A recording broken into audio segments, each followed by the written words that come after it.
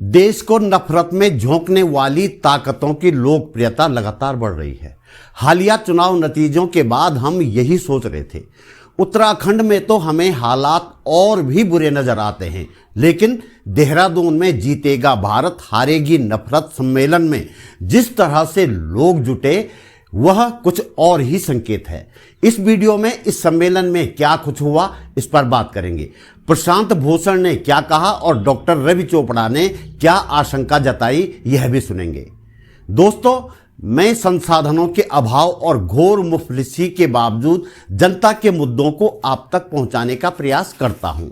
आप वीडियो बीच में छोड़ देते हैं तो मेरी मेहनत बेकार चली जाती है। पूरा वीडियो देखकर लाइक, कमेंट और शेयर की उम्मीद आप सभी से रखती है। अक्सर निराशा हाथ लगती है। यदि आप चाहते हैं कि यह आवाज बंद न हो तो चैनल सब्सक्राइब कर बेल आइकन जरूर दबाएं। जन सरोकारों की पत्रकारिता को आगे बढ़ाने के लिए आपके सहयोग की जरूरत है। डिटेल डिस्क्रिप्शन में है।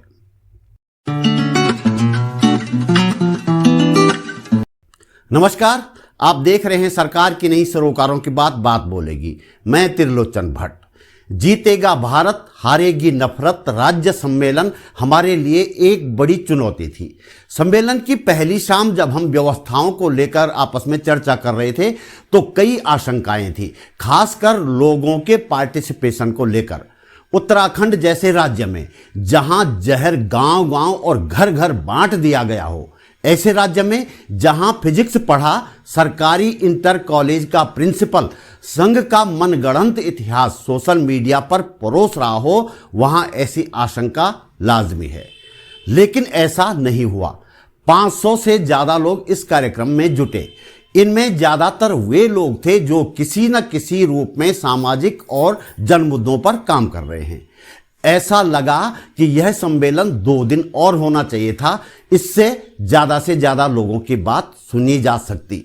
मुझे उम्मीद है आगे यह सब भी संभव हो सकेगा। सम्मेलन में मुख्य अतिथि थे सुप्रीम कोर्ट के सीनियर एडवोकेट और चर्चित सामाजिक कार्यकर्ता प्रशांत भूषण। उन्होंने कई गंभीर सवाल उठाए। कहा कि मौजूदा दौर में संविधान और संवैधानिक संस्थाओं पर हमले तेज हो गए हैं। इनमें न्यायपालिका भी शामिल है और चुनाव आयोग भी। कैग पर भी सरकारी दबाव है तो अन्य उन सभी संस्थाओं पर भी जिन्हें सरकारी नियंत्रण से बाहर होना चाहिए। इन हमलों में जो तबाही होगी उसका दंश हम सभी को झेलना होगा। अगले लोकसभा चुनाव के लिए हम सबको एकजुट होना होगा। गांव-गांव तक पहुंचना होगा। लोगों को संभावित खतरों के बारे में बताना होगा। उन्होंने ट्रोल आर्मी का जवाब ट्रूथ आर्मी से देने की बात भी कही। उसमें सिर्फ इतना फर्क है कि वहां सरकार लिखा है, यहाँ पर देश लिखा है कि अगर आप देश के खिलाफ कुछ भावना भड़काएं तो उसको अनलॉफुल एक्टिविटी माना जाता है। अब सवाल यह है कि सुप्रीम कोर्ट ने जब वो सेडिशन का केस तय किया था तो ये बोला था कि भाई सरकार के खिलाफ भावना भड़काना कोई अपराध नहीं हो सकता, और जब तक आप कोई हिंसा नहीं भड़का रहे हैं या पब्लिक डिसऑर्डर नहीं क्रिएट कर रहे हैं तब तक आपके ऊपर सेडिशन का मुकदमा नहीं चलाया जा सकता। किसी भी जने को, ऐसे जनों को, जैसे उमर खालिद का तो सारी स्पीचेस उसकी रिकॉर्डेड हैं, सबके वीडियोस हैं, किसी को भी आप देख लीजिए, सब में वो यही कह रहे हैं कि भाई कोई हिंसा नहीं होनी चाहिए। हम सरकार के खिलाफ जरूर हैं, सरकार की नीतियों के खिलाफ जरूर हैं, लेकिन हम हिंसा के बिल्कुल खिलाफ हैं, कहीं कोई हिंसा नहीं होनी चाहिए वगैरह वगैरह। लेकिन फिर भी उनके खिलाफ यूएपीए का केस बनाया हुआ है। इस तरह के तमाम लोग हैं। बहुत सारे तो बिल्कुल झूठे केस बनाए हुए हैं, जैसे वो भीमा कोरेगांव में हमारे सबसे अच्छे ह्यूमन राइट्स एक्टिविस्ट को अरेस्ट करके रखा हुआ है पिछले 5-5 साल से, और उनके खिलाफ ये मुकदमा बनाया है कि वो प्रधानमंत्री की हत्या की साजिश कर रहे थे। और किस आधार पर बनाया? मतलब जो ह्यूमन राइट्स एक्टिविस्ट कभी कोई हिंसा की बात कभी किसी ने करी भी ना हो, करी ही नहीं है, उन लोगों के खिलाफ प्रधानमंत्री की हत्या का साजिश का मुकदमा बना दिया है, और इस आधार पर कि उनके कंप्यूटर में कोई चिट्ठी रिकवर करी गई जिसमें कुछ माओइस्ट ऑर्गेनाइजेशन से कुछ वो संवाद कर रहे थे, और वो सब प्रूव हो चुका है कि वो चिट्ठियां उनके कंप्यूटर में फैब्रिकेटेड डाली गई पेगासस का इस्तेमाल करके, लेकिन फिर भी उन लोगों को जेल में। प्रशांत भूषण ने कहा कि आज मुख्य धारा का मीडिया सरकार के साथ है, लेकिन वैकल्पिक मीडिया जनता के साथ है। वह निर्भीकता से काम कर रहा है। यह हमारे लिए अच्छी बात है। आज सरकार के विरोध में उठने वाली हर आवाज दबा दी जाती है, वह आवाज विपक्ष की हो, जन आंदोलनों की हो या फिर स्वतंत्र मीडिया की। विरोध करने वालों को जेलों में ठूंसा जा रहा है। इसके बावजूद ऐसे लोगों की संख्या बहुत ज्यादा है जिन्होंने डरने से इनकार कर दिया है। यहीं से हमें आगे बढ़ना है। ईवीएम पर उठी उंगलियों के बारे में उन्होंने कहा कि ऐसा हो भी सकता है और नहीं भी, लेकिन आशंकाओं को नजरअंदाज नहीं किया जाना चाहिए। देखिए, आज जो जिस तरह की राजनीति खासकर जो भाजपा कर रही है, उसमें एक तरफ तो नफरत फैलाई जा रही है, झूठ फैलाया जा रहा है,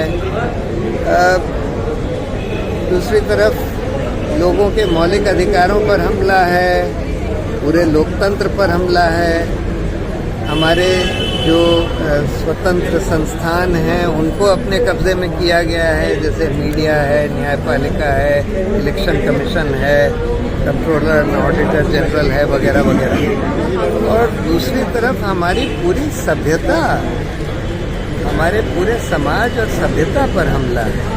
तो इसलिए इससे लड़ने के लिए हमको पूरे सिविल सोसाइटी को जागरूक करना पड़ेगा, सिविल सोसाइटी को उठकर इसके खिलाफ लड़ना पड़ेगा। और ये जो नफरत की जगह हम लोगों को प्यार फैलाना है, झूठ की जगह हमको सच फैलाना है, इनकी ट्रोल आर्मी की जगह हमको अपनी ट्रुथ आर्मी बनानी है, इसलिए ये आयोजन किया गया। प्रसिद्ध पर्यावरणविद डॉक्टर रवि चोपड़ा ने कर्नाटक चुनाव के अनुभव बताए। उन्होंने कहा कि कर्नाटक में सैकड़ों संगठन एकजुट हुए। उन्होंने सोशल मीडिया पर अपनी पहुंच बनाई, जागो कर्नाटक अभियान चलाया, लगातार लोगों से संपर्क बढ़ाया, मतदाता सूची पर नजर रखी और अपनी तरफ के जिन लोगों के नाम सूची में नहीं थे उन्हें सूची में दर्ज करवाया। इसके साथ ही बूथ लेवल चुनाव मैनेजमेंट पर भी ध्यान दिया। नतीजा यह रहा कि कर्नाटक में तमाम प्रयासों के बाद भी बीजेपी को हार का सामना करना पड़ा। डॉक्टर रवि चोपड़ा ने आगाह किया कि यदि फिर से केंद्र में बीजेपी सरकार आती है तो संविधान का बदलना तय है। बीजेपी के पास वैकल्पिक संविधान तैयार है। वे तानाशाही पर उतर आए हैं। तीसरी बार सत्ता में आते ही वे विरोध की आवाजों की चिंता किए बिना संविधान को बदल डालेंगे। हमको लोगों से को याद दिलाना है कि भाई देख नहीं रहे, तानाशाही के लक्षण तो आपके सामने हैं, जिसका जिक्र थोड़ी देर पहले कमला बहन ने किया। सम्मेलन में सामाजिक संगठनों की ओर से जनता का घोषणा पत्र भी जारी किया गया। घोषणा पत्र अजय जोशी ने पढ़कर सुनाया।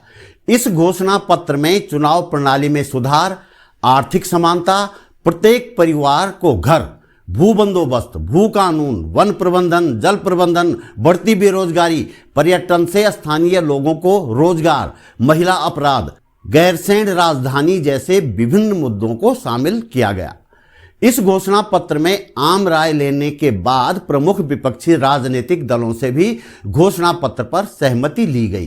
कांग्रेस की ओर से गरिमा दसौनी, समाजवादी पार्टी की ओर से डॉक्टर एस.एन. सचान, सीपीआई की ओर से समर भंडारी, सीपीआई-एम की ओर से सुरेंद्र सिंह सजवाण, सीपीआई-एमएल की ओर से इंद्रेश मैखुरी ने घोषणा पत्र पर अपनी सहमति दी। योगेंद्र यादव, राजमोहन गांधी और प्रोफेसर आनंद कुमार ने सम्मेलन के लिए अपने वीडियो संदेश भेजे थे। कमला पंत ने कार्यक्रम का समापन करते हुए उत्तराखंड के कई ज्वलंत मुद्दे उठाए, सभी को एक मंच पर आने की बात कही। यह भी कहा कि इस आंदोलन को गांव-गांव तक पहुंचाने की जरूरत है। तो दोस्तों, इस वीडियो में इतना ही। आप सबसे भी अनुरोध है कि संविधान, संवैधानिक संस्थाओं और अंततः देश के साथ ही हमारी सभ्यता और हमारी संस्कृति को बचाने के अभियान में शामिल हों। हर सोए हुए व्यक्ति को जगाना हमारा उद्देश्य होना चाहिए। जल्दी मिलते हैं एक और वीडियो के साथ। नमस्कार।